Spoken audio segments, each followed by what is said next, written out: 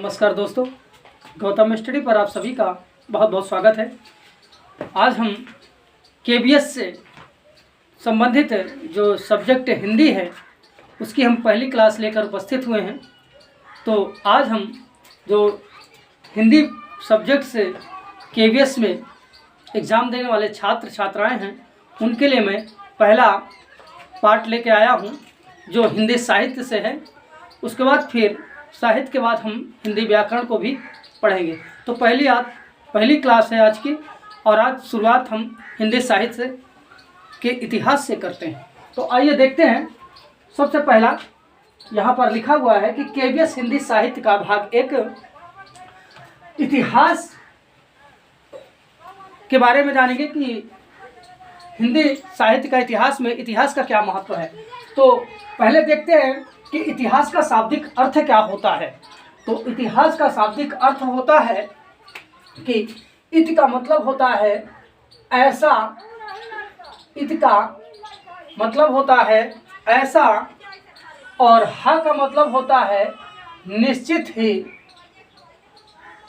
ह का मतलब होता है निश्चित ही, और आस का मतलब होता है घटित हुआ, घटित हुआ।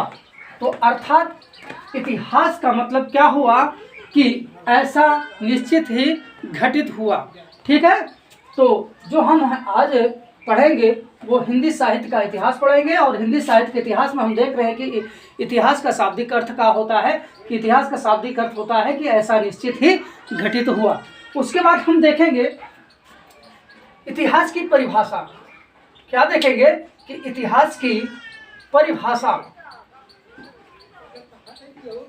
इतिहास की परिभाषा। तो इतिहास की परिभाषा जो है वो यह है कि सर्वप्रथम जो इतिहास के जनक है उनके हम जो इतिहास के जनक जो हैं हेरोडोटस है उन्हीं से हम शुरुआत करते हैं। तो इतिहास का जनक किसे कहा जाता है, तो अगर हम देखें तो पहले यहाँ पर देख लेते हैं कि इतिहास का जनक कौन है, तो हेरोडोटस हैं। कौन है? हेरोडोटस। ये इतिहास के जनक हैं, और जो इनकी रचना है वो इनकी रचना जो वो हिस्टोरिका है। कौन सी है? हिस्टोरिका। तो जो इतिहास के जनक हैं वो कौन है?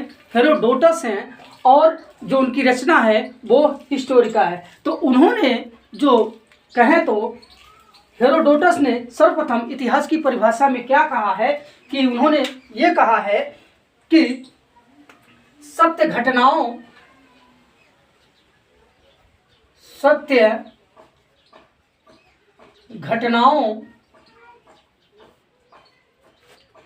का क्रमबद्ध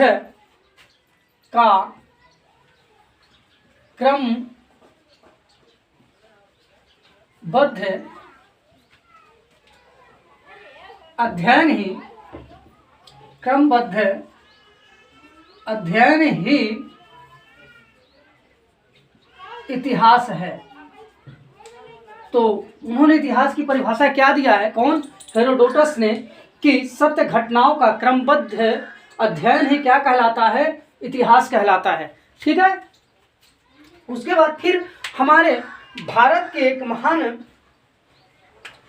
इतिहासकार या जिनकी रचना से भारत के बारे में जाना जाता है उनका नाम है महर्षि वेदव्यास। क्या नाम है? तो महर्षि वेदव्यास है। तो भारत के इतिहास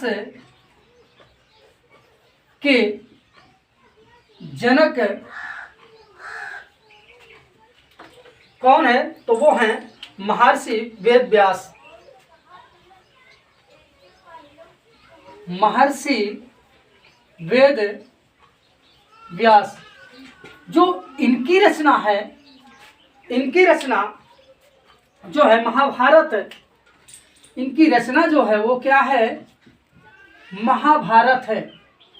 अगर हम भारत के इतिहास के बारे में कुछ जानना है तो हमें सर्वप्रथम प्राचीन ग्रंथ की जो रचना है वो महाभारत है। इसी से हमें भारत देश के इतिहास के बारे में जानकारी प्राप्त हुई थी। ये प्राचीन की बात कही जा रही है। तो महर्षि वेदव्यास भारत के जनक हैं और इनकी रचना क्या है? महाभारत है। और इन्होंने क्या कहा था इतिहास की परिभाषा में? इन्होंने कहा था कि धर्मार्थ काम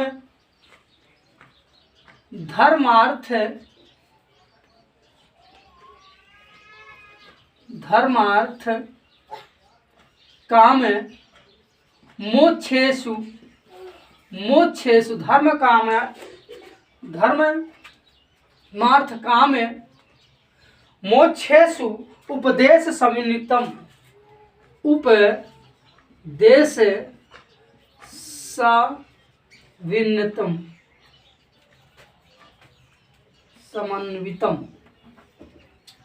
समन्वितम। इन्होंने कहा था कि धर्म काम मोक्षेषु उपदेश समन्वितम सत्य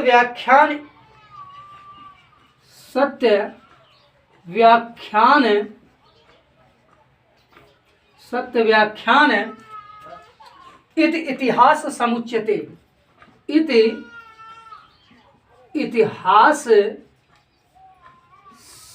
समुच्यते। अर्थात देखें तो इन्होंने क्या कहा है कि धर्म अर्थ काम मोक्ष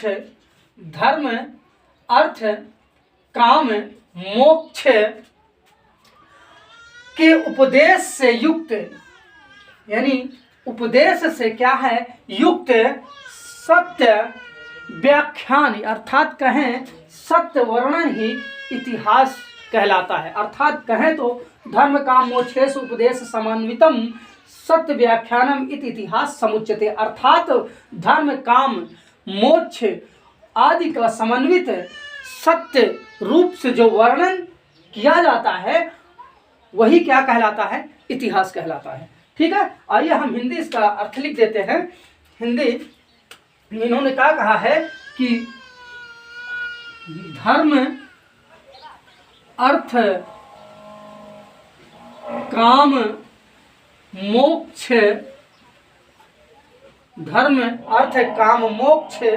के उपदेश से युक्त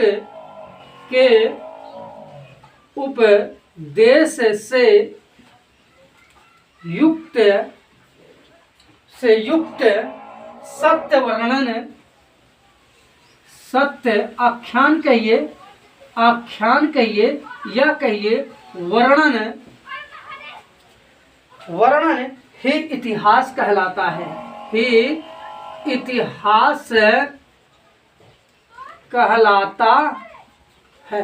तो आई होप आपके समझ में आ गया होगा कि महर्षि वेदव्यास ने इतिहास के बारे में क्या कहा है कि धर्म अर्थ काम मोक्ष के उपदेश से युक्त जो सत्य वर्णन होता है वही क्या कहलाता है? इतिहास कहलाता है। ठीक है, उसके बाद हम कुछ और परिभाषाएं देखते हैं। पहले इसको हम मिट लेते हैं।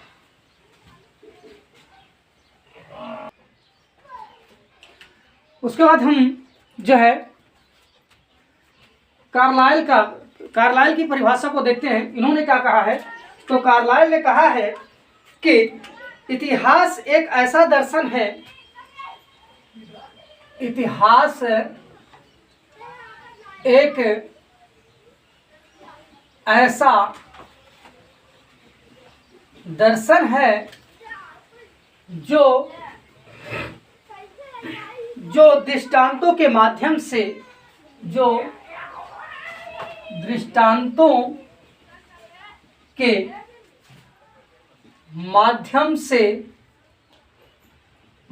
से हमें शिक्षा देता है। तो यहाँ पर जो परिभाषा कार्लाइल ने क्या इतिहास के बारे में परिभाषा दिया कि इतिहास एक ऐसा दर्शन है जो दृष्टांतों के माध्यम से हमें क्या करता है? शिक्षा देता है। उसके बाद फिर हमारे अगले हैं वो चार्ल्स डार्विन हैं। कौन है? तो चार्ल्स डार्विन है, चार्ल्स डार्विन की परिभाषा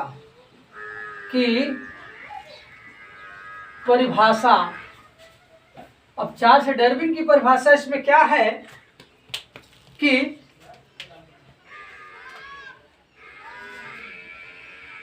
इतिहास जो है कि सृष्टि का इतिहास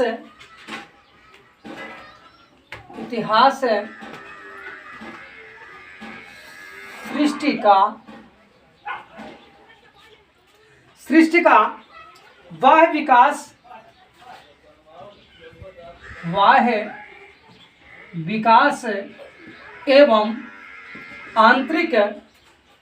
एवं आंतरिक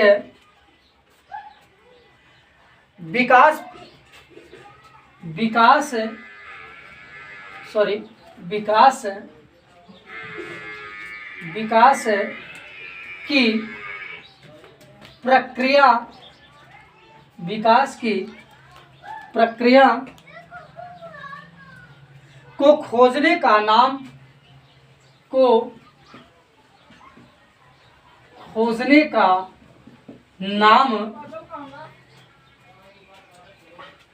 ही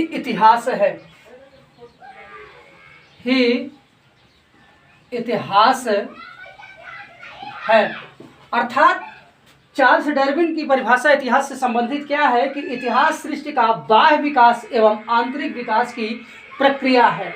जो क्या है, कैसी प्रक्रिया है कि खोजने का नाम, जो आंतरिक एवं बाह्य विकास की खोजने का नाम है वही क्या है, इतिहास है। तो चार्ल्स डार्विन ने कहा है कि इतिहास सृष्टि का बाह्य विकास एवं आंतरिक विकास की प्रक्रिया को खोजने का नाम ही इतिहास है। ठीक है, तो ये परिभाषाएं कुछ विद्वानों द्वारा दी गई हैं। उसके बाद हम आगे देखें तो रामस्वरूप चतुर्वेदी ने क्या कहा है। कौन है? रामस्वरूप चतुर्वेदी।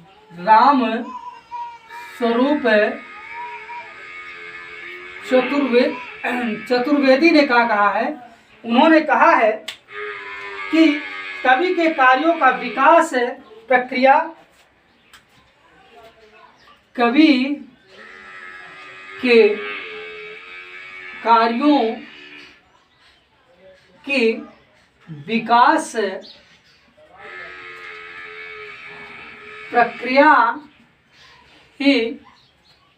प्रक्रिया ही या विकास प्रक्रिया में न्यायोचित दिखाना ही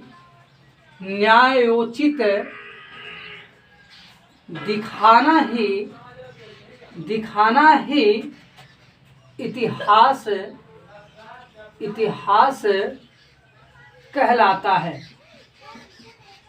है। तो ये हमारे भारतीय जो आधुनिक युग के इतिहासकार हैं उन्होंने क्या कहा है कि कवि के कार्यों की विकास प्रक्रिया में न्यायोचित दिखाना ही इतिहास कहलाता है। उसके बाद फिर आगे हम देखें तो अगले जो हमारे हैं वो आचार्य रामचंद्र शुक्ल जी हैं। कौन हैं? तो वो आचार्य रामचंद्र शुक्ल जी हैं। इन्होंने इतिहास के बारे में क्या कहा है? इन्होंने कहा है कि प्रत्येक युग की साहित्य क्या है? प्रत्येक युग की साहित्य वहाँ की जनता की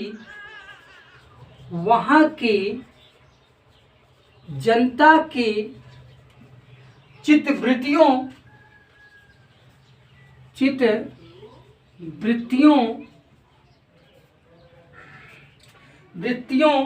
का संचित प्रतिबिंब होता है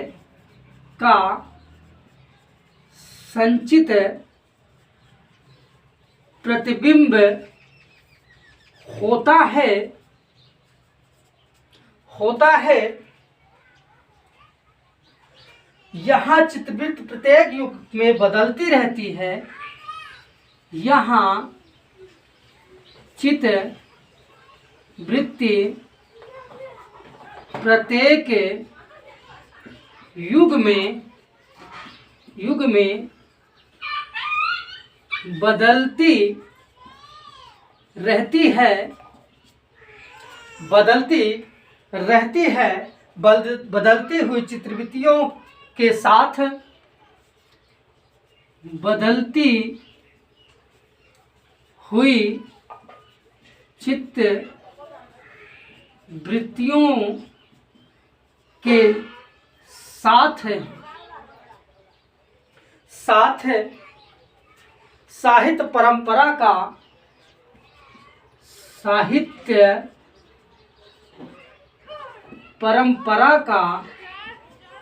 सामंजस्य दिखाना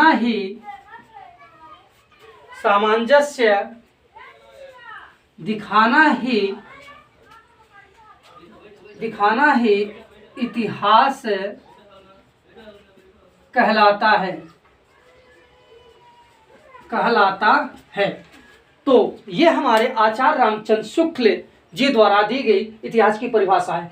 अभी हाल में ही एनवीएस में यही क्वेश्चन पूछा गया था कि प्रत्येक युग की साहित्य वहाँ की जनता की चित्रवृत्तियों का संचित प्रतिबिंब होता है, यह कथन किसका है। तो अभी जो हाल में हुआ है एग्जाम, यही आपके नवंबर में जो 29 नवंबर का एग्जाम हुआ था, उसमें यह क्वेश्चन पूछा गया है एनवीएस में। तो ये बहुत इंपॉर्टेंट, बहुत मोस्ट है। इसमें एनवीएस में अभी हाल में ही पूछा गया है। तो हम देखते हैं कि प्रत्येक युग की साहित्य वहाँ की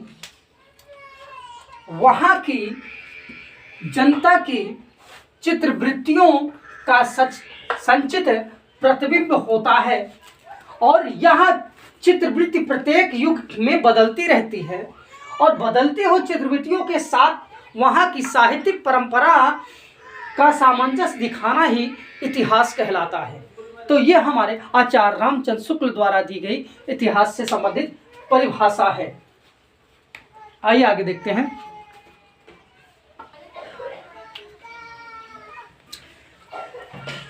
आइए आगे देखते हैं। जो आगे की टॉपिक है वो जो है इतिहास की परंपरा से है। अर्थात देखें तो साहित्य इतिहास की परंपरा से है, और या कहे तो इतिहास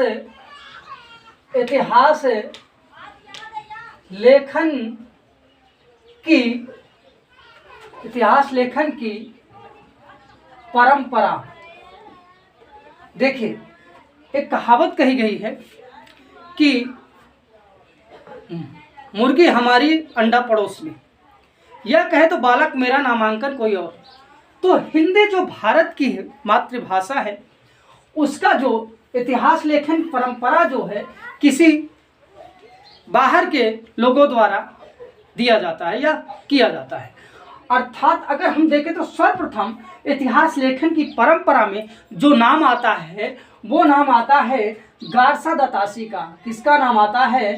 तो वो गारसा दा तासी का नाम आता है इतिहास लेखन की परंपरा में। सर्वप्रथम इतिहास लेखन की परंपरा जो प्रारंभ हुई तो वो गारसा दा तासी से ही प्रारंभ मानी जाती है। इनकी एक रचना है, इस रचना का नाम है इस्तवार दा लित्युत्तर हिंदुई ए हिंदुस्तान। तो इस रचना से इन्होंने इतिहास लेखन की परंपरा को प्रारंभ किया था। ये फ्रेंच विद्वान थे और इन्होंने फ्रेंच भाषा में ही जो है हिंदी इतिहास या कहे तो साहित्य का इतिहास लेखन परंपरा का प्रारंभ किया था। तो आज हम आपको शुरुआती ये चीज़ बता दे रहे हैं, और कल जो अगली नेक्स्ट वीडियो होगी उसमें हम इतिहास लेखन परंपरा की जो विस्तार से क्लास रहेगी या टॉपिक रहेगा, हम आपको उसको पढ़ाएंगे। तो आप सभी को यह वीडियो कैसा लगा आप कमेंट में अवश्य बताइएगा, और हमारे गौतम स्टडी को सब्सक्राइब एवं शेयर अवश्य करिएगा। और आपसे एक गुजारिश और है कि आप लोग प्लीज़ वीडियो को लाइक अवश्य करिएगा। गौतम स्टडी पर यह वीडियो देखने के लिए आप सभी का बहुत बहुत धन्यवाद।